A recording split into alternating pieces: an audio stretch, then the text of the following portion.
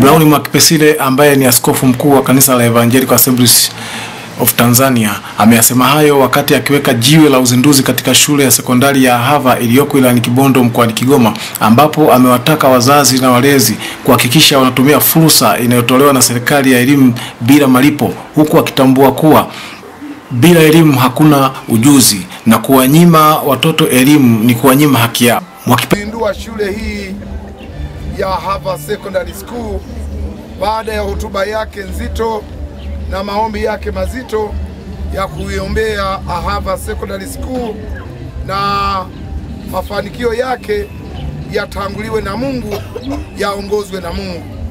Baba, kwa heshima naomba nikukaribishe. Nchi yetu ina utajiri mwingi, inahitaji wataalamu wa kutosha.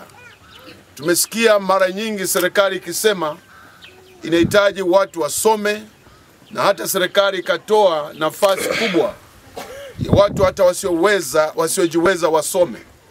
Lakini jukumu na shauku na haja na kiu kubwa ni kwamba watu wajue, wawe na ufahamu wa maisha yao, jinsi ya kuyaendesha, jinsi ya kufanya mambo yao vizuri, yalete mafanikio katika maisha yao. Pesile amewataka wanafunzi kusoma kwa bidii licha ya changamoto zilizopo kutokana na baadhi ya jamii kutokuwa na mwamko wa elimu, huku wakitambua kuwa elimu ni msingi katika maisha yao.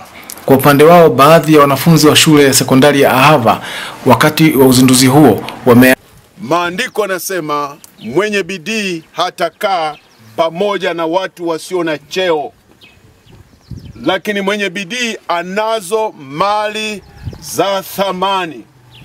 Kwa nini ana bidii? Ukisoma kwa bidii utapata ngazi za juu kwa sababu ya bidii.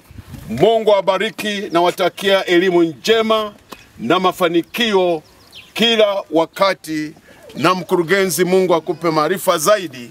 Kwa upande wao, baadhi ya wanafunzi wa shule ya sekondari ya Ahava wakati wa uzinduzi huo wameahidi kusoma kwa bidii, huku wakiomba serikali kuhakikisha inarekebisha changamoto zote zilizopo katika maeneo ya sekta ya elimu hapa nchini ili kutengeneza mazingira ya ujifunzaji. Mimi kama mimi naahidi kwa Tanzania wote kuwa nitaongeza bidii katika hiki kidato cha mtihani nilicho nacho, kidato cha pili. Naahidi kuongeza bidii katika masomo yangu.